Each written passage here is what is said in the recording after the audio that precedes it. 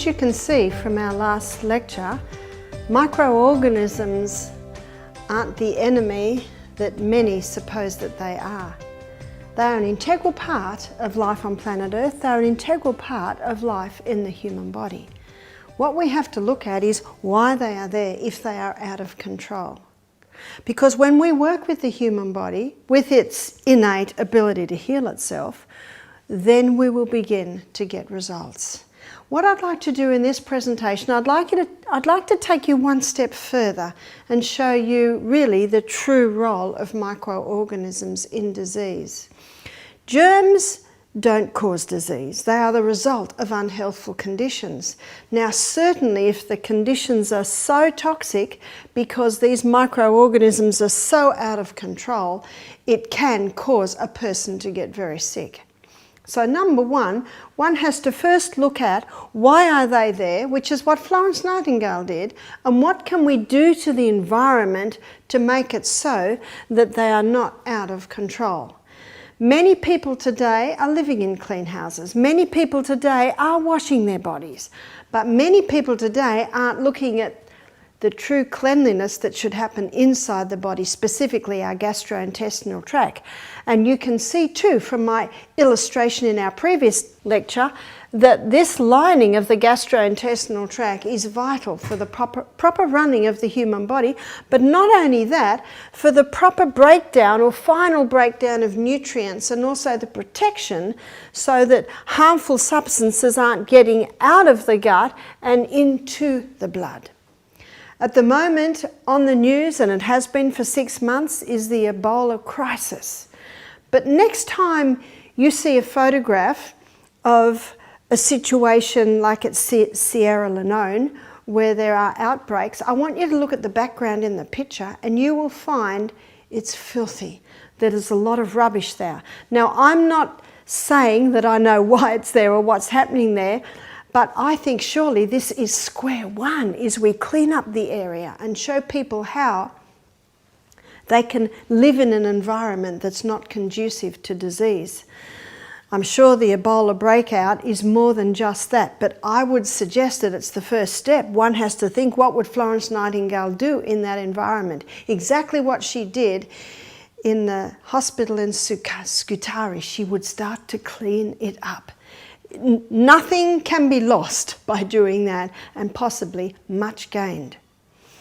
But I'd like to take you one step further now and show you the role that they really do play in disease. As you can see, they are responsible for the proper maintenance in the human body, but also their link with disease. What is the true link with disease? There is an element of scientists and doctors over the world today claiming that fungus plays a part in the cause of disease in human bodies. And when you have a look at how most people I meet, I don't think I've met anyone other than my son James who has had no antibiotics in their lifetime, or some of my other children haven't either. What are you putting in your body when you put an antibiotic in your body? You're actually putting a mold waste in your body. Now, to date, medicine has documented 1.5 million different molds, yeasts and funguses, and 1,000 of those are known and acknowledged to cause disease in human beings. One of the problems with medicine today is it's difficult for that to be acknowledged because of some of the most popular drugs are actually putting it in, which we looked at with antibiotics. As I said, the human body can cope with probably 2 courses in a lifetime. But when a lady comes to me and says her little 3-year-old is sick, and I start to investigate as to why this child is sick, and this lady said to me, her baby had 22 courses of antibiotics in the first year of life. Wow. What is the definition of insanity? To do what you've always done and expect different results. If something is not working, then we need to step back and have a look at the big picture. And that's why it's essential to acknowledge the vital role that these play in the life in the human body and life on planet Earth. So why would a fungus or a yeast be in the human body? It may be in the human body because the person has taken antibiotics. How many people say to me they get thrush after they have an antibiotic? That's because a mold has just gone into the human body. How can mold get into the human body other than if someone takes an antibiotic? It can get into the human body through ingestion. Again, antibiotics are ingested. It can get into the human body if it is on food. That's why if it ever is on any food, you must not touch it because it's so toxic. The other is it can get through the skin. So if there's a mouldy orange in your fruit bowl, please do not touch it. Get a pair of tongs and pick it up, or put your hand in a brown paper packet and pick it up with the brown paper packet and screw it over, then put it into the bin. So it can get in through your skin, it can get in through your mouth. It can be inhaled. That's why if there's any mould in your house, my suggestion is never put bleach on it, because bleach and mould together make an incredibly toxic mix. My daughter in America, she told me there was a story in the newspaper of a death of a woman who was cleaning her mouldy bathroom with bleach, and they came in and they found her dead. Every window was shut and the door was shut. Most people, when they clean, because many people do clean bleach with mould, the windows are open or they're not there for a long time. So how can we clean? White vinegar. White vinegar is one of the best. If you have an area that's mouldy, my suggestion is make sure you've got a mask on, make sure your skin's covered, and have a spray bottle with straight white vinegar in and just spray it, and then leave the room. You can come back 15 minutes later because it will be dead, and then you can wipe it up. If you spray and wipe immediately, the dust given off can go in through your skin and you can inhale it. But also important to ring the plumber or ring the builder and find out why it's mouldy, because they're just opportunist organisms. You will find them whenever there's filth, you'll find them whenever the sun and the air aren't getting into the area.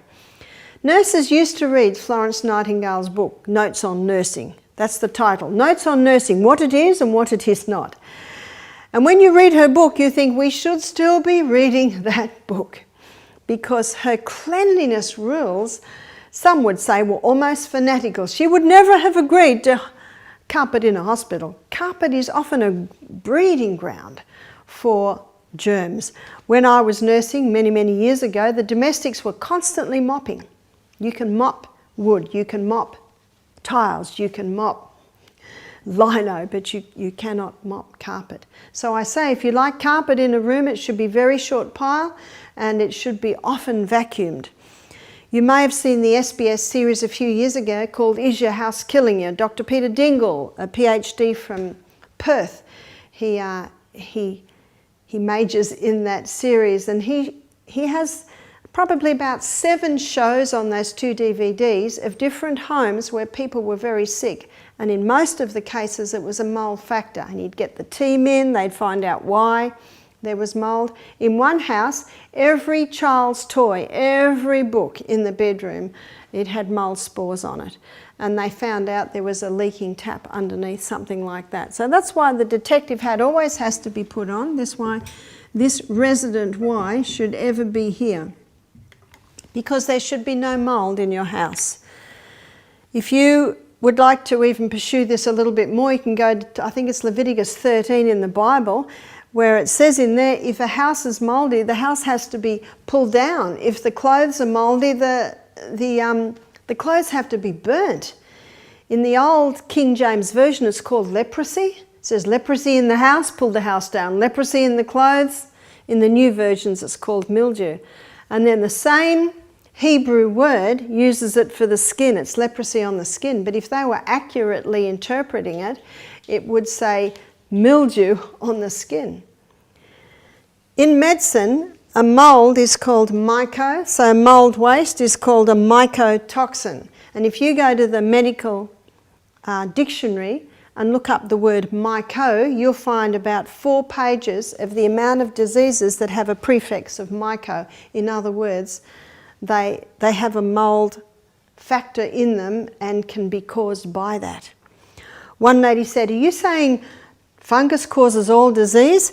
Well, it has an aspect in disease, and one has to ask why it is there. So if it is in the human body, is it there because gut protection is broken down? Is it there because the person is eating a lot of sugar? Is it there because they're having a lot of antibiotics? Is it there because they're breathing in a mouldy pillow? Is it there because they're a gardener constantly subjected to mould in the compost? You see, it's not as simple as that fungus causes disease. It certainly can be an element, and the detective hat has to be put on and asked, why are these things so? There are a few books, and I'd like to refer to those books now. This book is called Breast Cancer, Hope at Last, and it's written by the former head of the World Health Organization Department of Mycology, which is, of course, the Department of Fungus. And after 25 years of research, he put all his findings in a book. This book's called Breast Cancer, Hope at Last.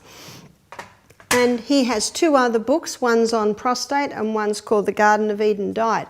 But what I'd like to just give you an illustration of now, I'd like to show you the amount of medical research he quotes. On this page here, there are 16 quoted research papers. In some of his books, he's quoting 30,000 research papers. Wow! So that much of the book is just the quoted research papers. There is another book, and this one's by an Italian oncologist. He's called Dr. Tullio Simoncini. And his book is called Cancer is a Fungus. There's another book, and it's by Doug Kaufman. He's a medical journalist, and he writes with Dr. Holland. This is an American man. And his book is called The Germ That Causes Cancer. This book's out of print at the moment. You may get it on Amazon, which is where I got it. The book was a soft cover and it fell apart in my hands, but notice the front page of his book, the human DNA and the fungal DNA coming together to cause the cancer DNA.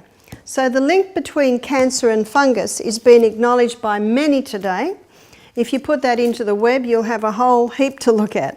But this book is very well known, and as you can see by my book, it's a very well-read book. Many guests look at this. It's called The China Study by Dr. Colin Campbell, and he was asked to go to the Philippines because children were dying of liver cancer between 8 and 10 years of age. Liver cancer, now this is something that only usually gets in adults, and at that, alcoholics. And he found the common denominator was peanut butter. Every jar of peanut butter that he tested had aflatoxin. Now the mold that gives off aflatoxin is aspergillus.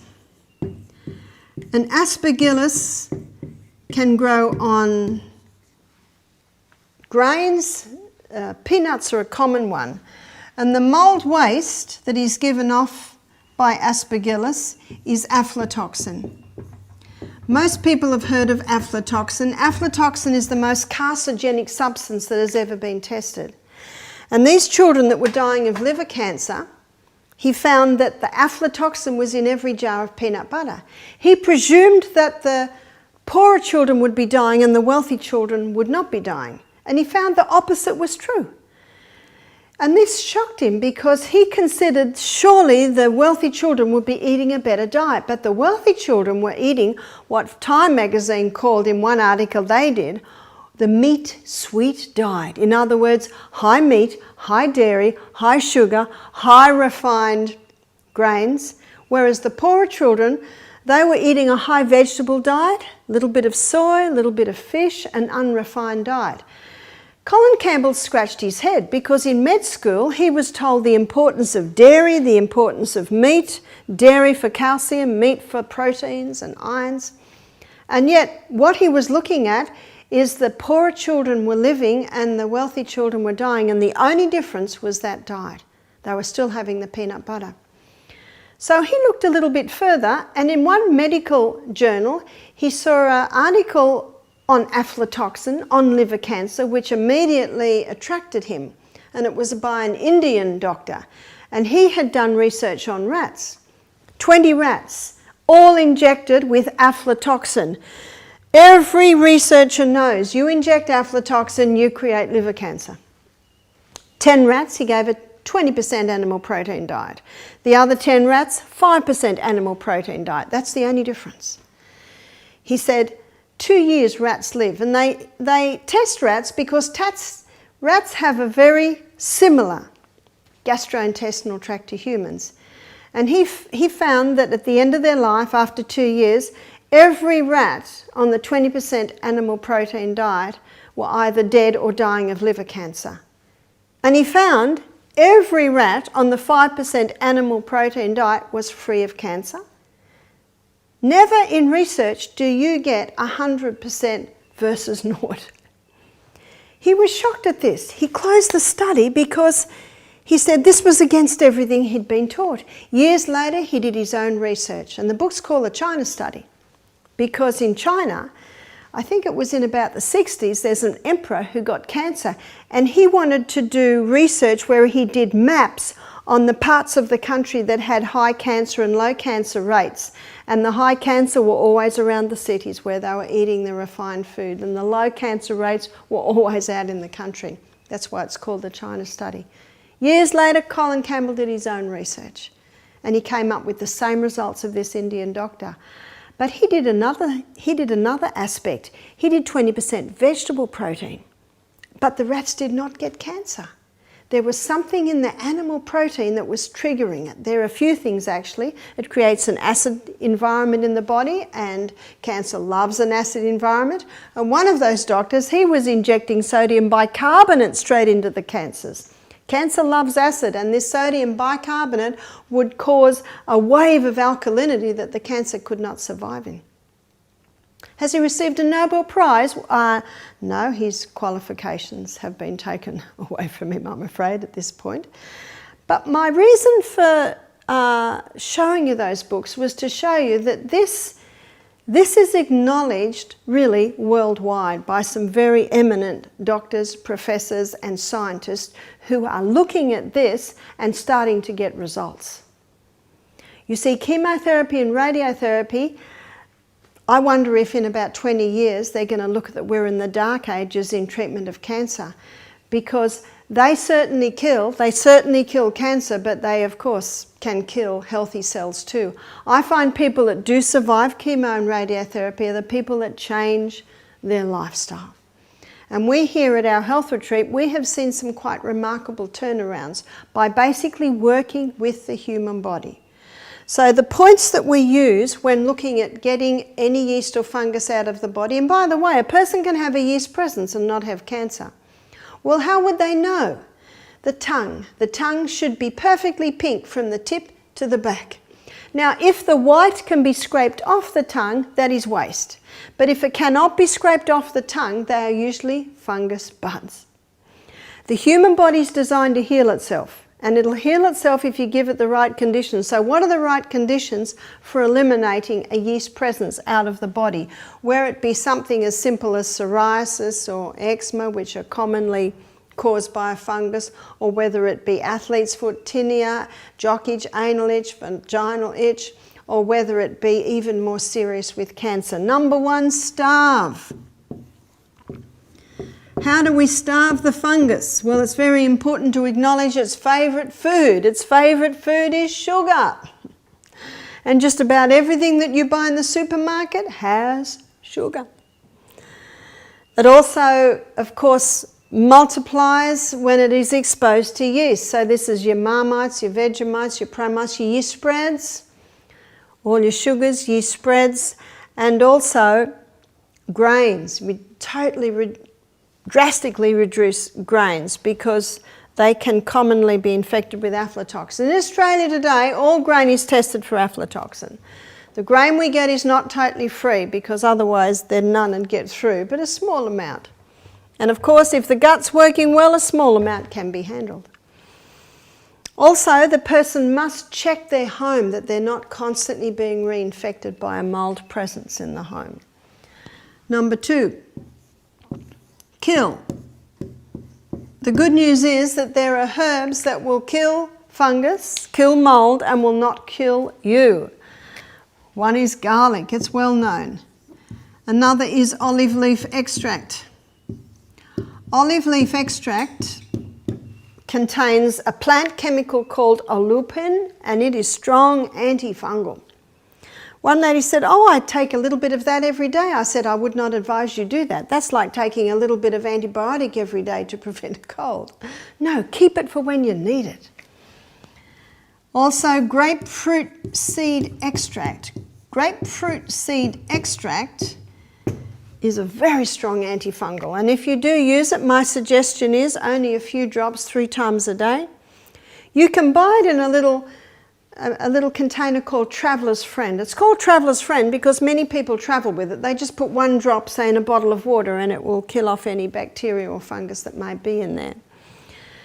Another one is Portiaco. It's a South American herb that is quite strong antifungal. When people are looking at eliminating yeast from the body, I say it's a good idea to work with a professional, a naturopath.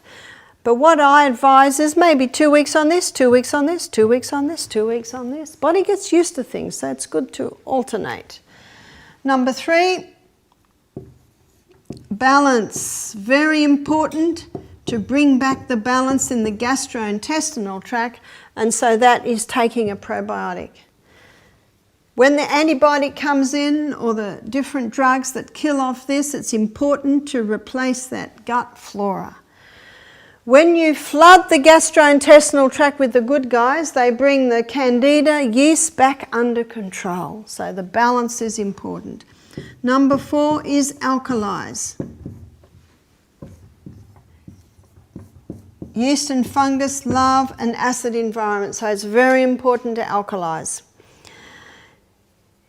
I'm going to be doing a whole lecture on acid alkaline in this series, but very simply, the most alkalizing food you can take is your vegetables, and of the vegetable kingdom, it is the dark green leafies. That's why spirulina, wheatgrass, green barley, green smoothies, they're all very popular because they are very alkalizing in the body.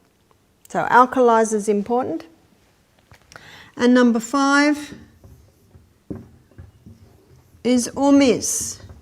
This is orbitally rearranged monoatomic elements. It's a mineral supplement that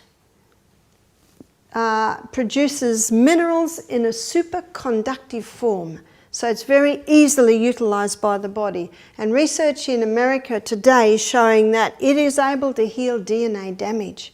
You can see by my last lecture, if we're not healing the DNA, it's quite possible that the rogue cells can continue to be made. We've seen many people conquer yeast presence in their body, even to the point of conquering cancer, by implementing this simple 5-step program. In conjunction with implementing the 8 laws of health, which is what we're going to be discussing this. Very important to have fresh air, a bit of sunshine every day. Don't take anything into the body that will harm it. Getting the proper rest. I will be defining the proper exercise. Proper diet, we'll be defining that. Use of water. Trust in divine power takes in all the mental and the emotional aspects of disease, which it is well acknowledged that that can certainly play a part. So we have seen some incredible turnarounds by implementing these very simple procedures. But probably the most powerful way to stimulate a healing response in the body initially is to stop eating. To stop eating. Yes, we need fuel. Yes, we need nourishment, which of course is what food gives us. But we also need to take time where we go on a short fast. And that's what we do at Misty Mountain Health Retreat. People come to our health retreat to have 2 days on juices. So when they go on juices for 2 days, we serve them mostly vegetable with a little bit of fruit juices about every 2 hours. So every 2 hours they have a fruit and vegetable juice, mostly vegetable. What's happening? Well, digestion is like an explosion on the human body. And an enormous amount of energy and blood is required to digest a meal. So when a person's not digesting, all that blood and energy starts to go round the rest of the body looking for something to do. It's been used for centuries in Europe as part of detox or cleanse or stimulating a powerful healing response in the body. It can be likened to what happens when you or I are on holiday at home. I don't know about you, but I go to the parts of my house that are bugging me. I get given a lot of information, papers come in, and they often tend to pile up. Every day we sweep the floor, we wash the dishes, we wash the clothes, we make the beds. So we do all our basic maintenance, but I'm talking about that extra stuff. Well, this is what happens when you stop eating. The body starts to go to other parts, and it'll be different in every single body. The body knows what to do, and this is part of the condition. As the body starts to bring about restoration, regeneration, it's got to clean house first. And so it starts to eliminate built-up waste. And as it does, it gets thrown off via 4 main organs of elimination. The largest organ of elimination is the skin. Very large surface area. And it's got lots of little holes called pores in it. Dr. Kellogg, very famous doctor from over 100 years ago, who wrote many, many books on health, he called the pores in the skin millions of little sewers. And of course, what are sewers? They're throwing off waste. So your skin has certain needs for it to be an effective organ of elimination. It needs to breathe. So allow your skin to breathe by being very mindful of the clothes that you put next to your skin. There are many natural fibres we would be aware of: cotton, silk, linen, wool, flax, hemp, bamboo. There's many natural fabrics today, but you might not be aware of 3 natural fabrics that are made from wood pulp. One is rayon, one is tencel, T-E-N-C-I-L, and the other is viscose. Viscose is very popular in many fabrics today. There's actually a 4th, and it's modal, M-O-D-A-L. It's the cellulose spun from the birch tree. So be very mindful that the clothes that are touching, especially your torso, be made out of natural fibre. The 3 to be cautious of are nylon, polyester and acrylic. Nylon, polyester and acrylic are 3 fabrics basically made out of plastic. And when they're on your skin and you get hot and those fabrics heat up, your skin can start to absorb the poisons from those fabrics. Also important to wash your body every single day, at least once. On very hot days, we are very hot as I speak. I know yesterday we're having a heat wave. I think I had 4 showers yesterday, and actually one of them was in the creek. So very important that the more perspiration that's coming off you, the more you wash. Very important to wash that waste away as it comes out of your skin. Also make sure that the clothes that are touching your torso are washed every day, especially when you're on a detox. So allow your skin to breathe. Water in and water out. Water in. Our body loses approximately about 2.5 litres of water every day. I think on days like today, the news said last night that in some places, I think out at Burke, it's 45 degrees, it's very, very hot. So a lot more perspiring. We need to take a lot more water in. Even on days like that, up to 3 litres of water a day. Important to take it in little by little by little. So water out too. Wash that skin. I suggest when you're on a detox program even to have at least 2 showers a day. The skin also needs you to exercise. When you exercise, you increase the circulation of the blood to the skin, and when the circulation of the blood to the skin is increased, more waste is thrown off via the skin. But before I move on from water, at Misty Mountain we have steam baths, and these steam saunas down by the creek are happening every afternoon, and that really increases the body's ability to throw off waste. Under those conditions, up to 70% of body's waste can be eliminated via the skin. That's quite a phenomenal statement. What are the perfect conditions, really, that steam bath, where our guests get into the steam bath, they get very, very hot, then they dive in the cool creek, then back into the steam bath. They usually do it 3 times every evening. Exercise. What sort of exercise will increase the circulation of the blood to the skin? Anything that gets that heart moving and breathing increase. We should get to that every single day. And in a later lecture, I will define exercise in more detail.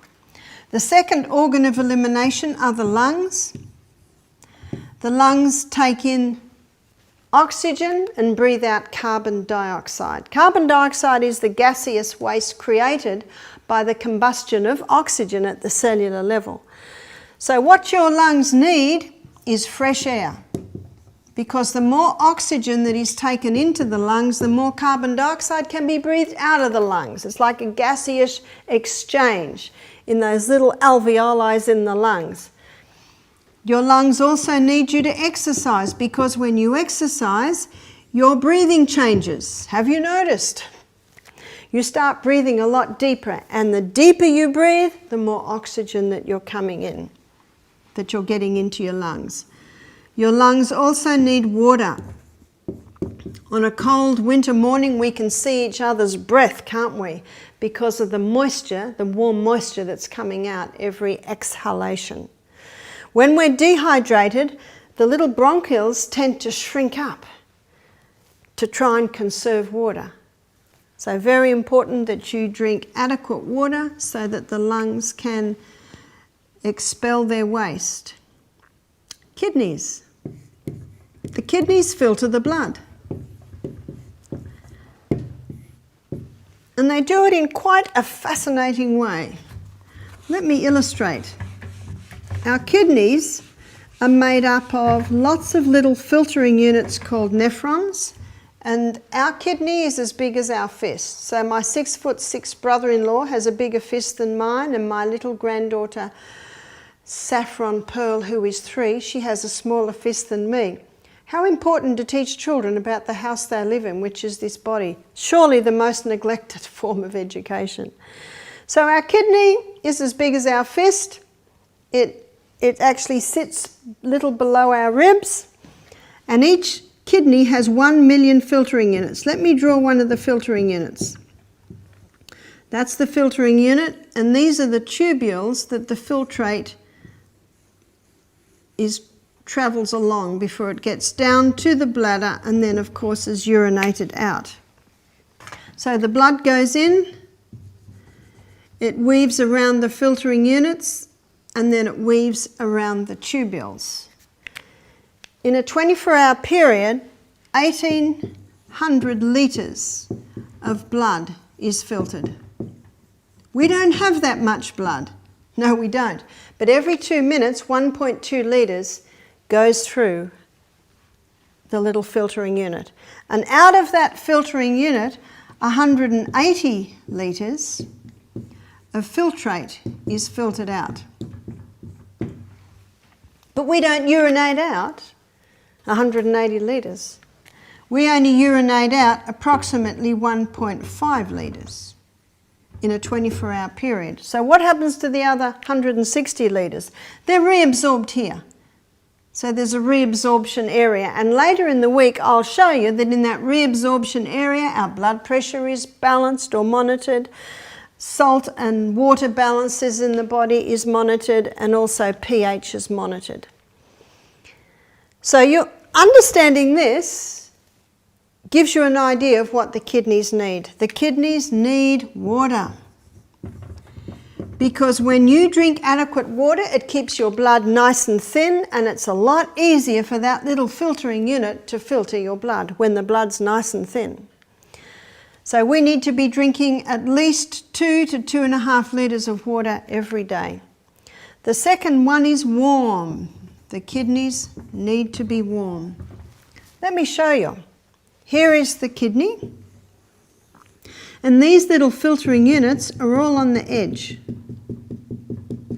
And these tubules here basically weave down like this, and then into the ureter, which is into the bladder, and there's the ureter from the other kidney, and then urinated out. Considering this, you can imagine if this back area of the human body gets cold, then not a lot of blood will go into that area. You see, we're warm-blooded creatures, And where there's no blood, there's no warmth. And if someone has cold hands and you look at them, their hands will be quite white. But if they clap their hands and rub their hands together, the hands become pink and now they're warm. Do you know why they're warm? Because they've got blood in them. So it is the blood that causes the warmth. So let's say, and it has been a common fashion over many years, to have the midriff area bare. And that's all right on a day like today. And it's all right in the middle of summer in Cairns. But when I lived in Melbourne a few years ago, in the winter you would see young girls with bare midriffs. What happens is the blood's not getting in there because it's so cold. And so what's happening is the blood's not getting filtered. And so waste starts to build up in the blood. And who's going to clean up the waste? Your own microorganisms evolve into the clean-up team. And then the girl goes to the doctor because she's discovered she's got a urinary tract infection. Hopefully that doctor says to her, how much water are you drinking? You've got to keep those kidney warm. Are you exercising? Have you stopped the coffee? Have you stopped the Coca-Cola? But I've got a friend, she's a doctor, and if she says that, you know what the girl will do? She'll get up, leave her surgery and find someone who'll just give her a course of antibiotics. No, she's got to keep those antibiotics when she really needs them. Urinary tract infections are quite easily fixed. You've got to look at what causes them, start to drink more water. But this is continuing. And so the brain says, the kidneys are having a problem. They're not able to filter the blood because they're so cold. Let's insulate the kidney. And what does the body insulate the kidneys with? Now remember, we don't have fur and we don't have feathers. We have fat. And so the fat cells are built up there to insulate the kidney. This is the belt. I think it's called muffin top. Do you find that today? Many young girls, they've got thin arms, thin legs, but they've got this weight around the torso area. And a lot of it has to do with the poor old kidneys are constantly cold.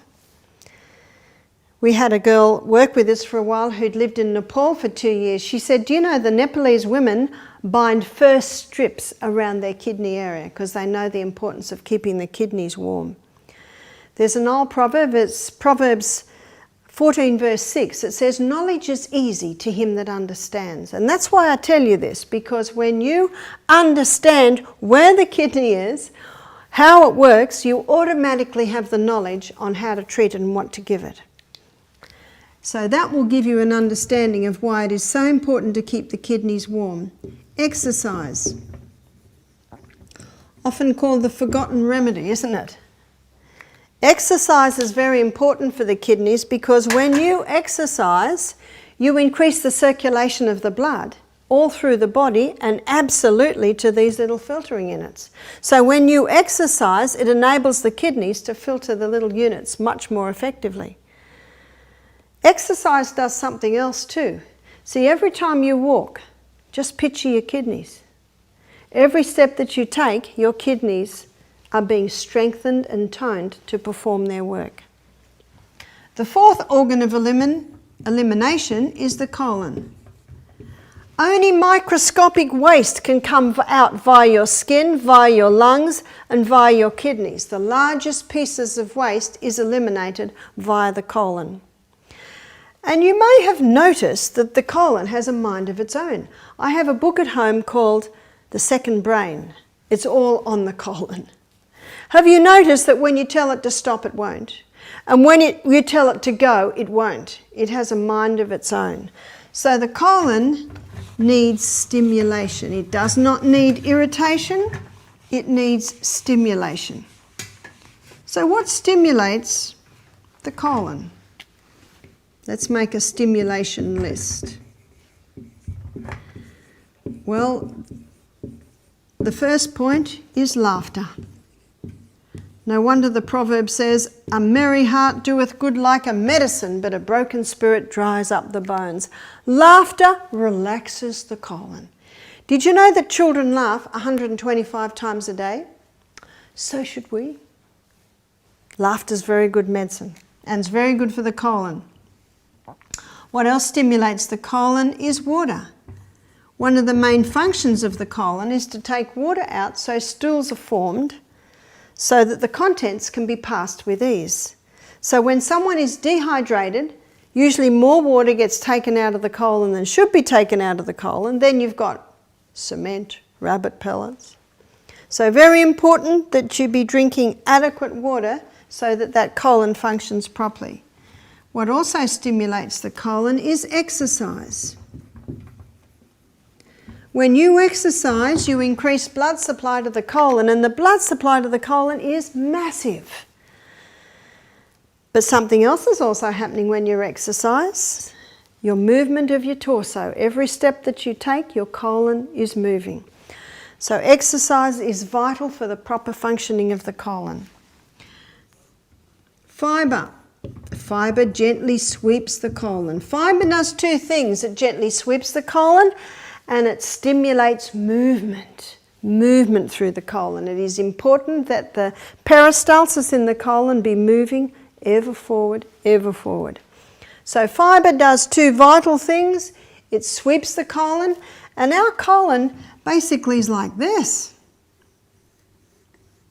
It's got lots of little grooves in there. There's the appendix, there's the small intestine, and here's the colon here. And that's where everything comes out. And because of all these little corners and grooves, it's vital that fibre be a main part of the food so that that gets swept every day. And again, the fibre stimulates the movement through the colon. That's the appendix. By the way, did you know that it's a very important part of the body? What's the appendix for? Some people think that it's not necessary, and sadly, in times past, surgeons would chop it out. One lady said, I had my ovary removed, and while the surgeon was there, he took the appendix. That makes no sense at all. Let's just cut the foot off in case it gets sick. No, we need these body types, these body parts. The appendix has two main functions. It's called the colon's oil can because it releases a lubricant to allow the contents to get through the colon effectively, and it also releases antibacterial fluid. For some people who are on a high animal, high refined, high sugar diet, what's coming out of that small intestine is pretty toxic. And so the appendix releases antibacterial fluid to try and calm it down a bit. So appendix is very important. Let's go back to the colon and the importance of fibre. At Misty Mountain Health Retreat, for the first 2 days on juices, we don't serve fibre. Obviously, they're on juices. So we offer herbs. And these herbs that we offer gently stimulate the peristalsis in the colon. So it's important that that move every day. Dr. Kellogg said 3 intakes of food a day should equal 3 evacuations of food a day. Now, or evacuations a day. Most people are surprised to hear that because most Aussies think if they go once a day, they're going well. Well, that would only be applicable if they ate 1 meal a day, and I don't know anyone that does that. Actually, I have met people who eat 1 meal a day. It starts in the morning and it doesn't stop till they go to bed. No, that's not counted. We should be having, and I'll show you this in a later lecture, we should be having a meal, then we should be having a nice 5-hour break, ideally, and then we should be having another meal. That's what the stomach and the colon loves. We are creatures of habit, and the colon loves you to be in a habit. It likes you to eat at the same time every day, drink at the same time every day, go to bed at the same time every day, get up at the same time every day. Now obviously there are times when we can't always do that, and the colon can cope with that. But how many people when they travel say their colon stops because what's happened? They've been thrown out of their usual habit times. The colon loves it when you have breakfast at 7 o'clock or 7:30 or 8 every day. What it doesn't like is 5 o'clock one day, 10 o'clock another, 8 o'clock another, 1 o'clock another. It doesn't like that. It can cope with the odd day. In a couple of weeks I'm travelling to America, so everything's going to be thrown out. It can cope with that. It doesn't mean you have to have breakfast at 7 o'clock every day, and if it's 5 past 7 you're in trouble, or it's 5 to 7. No. The colon can cope with about a half an hour either side. But we are creatures of habit. Your cell's a creature of habit. Your colon is a creature of habit. And the good thing about giving your body times where you do the same things at the same time every day is you can predict. You can predict when the colon is going to decide to evacuate, and that's very handy. Because it's not handy when we're on a plane and we're about to land and we need to go. And at that time, we are very thankful for our anal sphincter because it will hold. The problem is most people use that anal sphincter because they're watching a television show and it's getting excited and they don't want to go. Or they're on the phone to a girlfriend and they're busy in the middle of an exciting story, or she's telling exciting and they don't want to go. Can you see what I mean? Many people use this, what we're very glad of, the anal sphincter holding, when the rest of our body wants to go. We're very glad of that. But many people use it too often. And then the colon gets into a habit. And I think most people know that the person feels to go, but they don't go because they're in the middle of an interesting game or show. And then when it all finishes, they go to go and they can't go. Because when you feel to go, this area of the colon fills up, and that's the pressure on the anal sphincter. If you don't go, then everything actually falls back into the previous part of the colon. And the water continues to come out, because remember, that's one of the main functions of the colon, is to take water out so stools are formed. And what's happening to this bit that's staying in there longer than it should be staying in there? It's getting drier and harder, and then it's more difficult to pass. So the person says, I'm going to have to give it a bit of help and strain, and then terrible things pop out called hemorrhoids. I remember when I used to work in the operating theatre and I assisted for some hemorrhoidectomies. Oh, nasty. They put a little bit of suture line around the neck and just cut it off. I always used to think, oh dear, that's going to feel terrible when they wake up. Well, nothing compared to how they're going to feel when they pass their first bowel motion. And usually painkillers are given. And painkillers are well known to constipate, so you get this vicious cycle. So remember, prevention is worth an ounce of prevention is worth a pound of cure. We should change that, because we're into kilos now. But this is prevention. Very important to prevent any problems in the gastrointestinal tract, especially at the bottom end. It should be running very nicely and very smoothly, and then that makes for a very happy human being. Remember, important part of the colon, if the sewage system isn't working well, nothing works well. Just remember this, that when you feel to go, promptly answer nature's immediate call. Got that? We need to promptly answer nature's immediate call, because your body panics if you don't. Very important to do that. It's an important part of making sure the colon works well and getting into the habit of listening. Have you ever been to a doctor who won't listen to you? It's very frustrating, isn't it? Don't be that doctor. When your body speaks, you need to listen. One lady said to me, I'm a businesswoman, people ring me and they pay $300 an hour to talk to me. She said, if I need to go, I say, excuse me, a crisis has arisen, I'll ring you back. Really, that's how we ought to see it. And remember, it's not the odd day that the plane's landing and you can't go. It's not the odd day you do it, and it's the odd day you don't. It's actually what you do every day that develops the habit patterns of your cells. If you have a look at most babies and children, they evacuate after every meal. Then they go to school and they don't want to, they're too embarrassed to leave the classroom, or they're not allowed to leave the classroom. And that's really when the habit patterns begin. But the good news is we're constantly being remade, and you can change those habit patterns. On my last lecture, I'm going to show you how you can rewire your brain. And you rewire your brain, you can also rewire your colon. As I said to you, only microscopic waste can come out of the skin, lungs and kidneys. It's the largest pieces of waste that is eliminated via the colon. In my next lecture, I'm going to be discussing your project manager, which is your liver, and your liver is the organ that is orchestrating where the waste comes out. But before we end this presentation, there's one more tiny little member. It's called the tongue. And it is also an organ of elimination. And on a detox program, it's not unusual for people to wake up with tongues that feel terrible. That's because the waste is coming out. And there's a very simple thing that you can do to help that waste come out and be eliminated. It's called oil pulling. Oil pulling has been known for centuries all through Europe. I myself have only known about it for about 10 years. What is oil pulling? It's putting a spoonful, if you're not used to it, start with a teaspoon, putting a small spoonful of oil, I prefer coconut oil, in the mouth and then swishing. So swish, swish, swish all around the mouth, and you may do it for 10 minutes. You might swish for 30 seconds and rest for 30 seconds, something like that.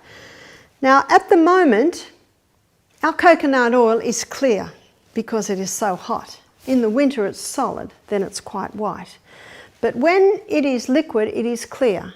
And I say to our guests, when you spit the coconut oil out on the grass, please not down the sink because it could go solid and clog up our drains. Spit it out on the grass. As you spit it out, you will see it is no longer clear. It is white, indicating the change that has taken place as the waste is pulled out of your tongue, as the waste is pulled out of the glands under your tongue, as the waste is pulled out of the blood vessels under your tongue, and this is everything that oil pulling does. So it's called oil pulling because you're using oil, and as you swish, it pulls out waste from your tongue and from under your tongue. I've also known people to conquer gingivitis, that's sore gums, bleeding gums, by oil pulling every day. I suggest that our guests on the detox program oil pull maybe about 3 times a day, especially on the juicing days. You get better at it. One lady said she started to oil pull and after a minute she couldn't bear it anymore. I said, that's all right, spit it out. Next time you do it, if you go 1.5 minutes, you'll be doing well. I'm so used to it now. I oil pull every morning. I need to do this little detox because I travel such a lot and I'm in planes such a lot, and I find it a very effective way at doing a very simple and a very easy detox. Some people prefer olive oil, some people prefer sesame oil. Myself, I prefer coconut oil. One of the reasons I like coconut oil is because underneath the tongue there are sublingual glands which release lingual lipase. And when that lingual lipase connects with the coconut oil, it causes a release of antibacterial properties. So that's another reason why your coconut oil is so good at the oil pulling. So be mindful of your organs of elimination. Give them the right conditions so that they can effectively detoxify you, for we are all subject to environmental poisons. And in my next lecture, we're going to be looking at the project manager, which is your liver.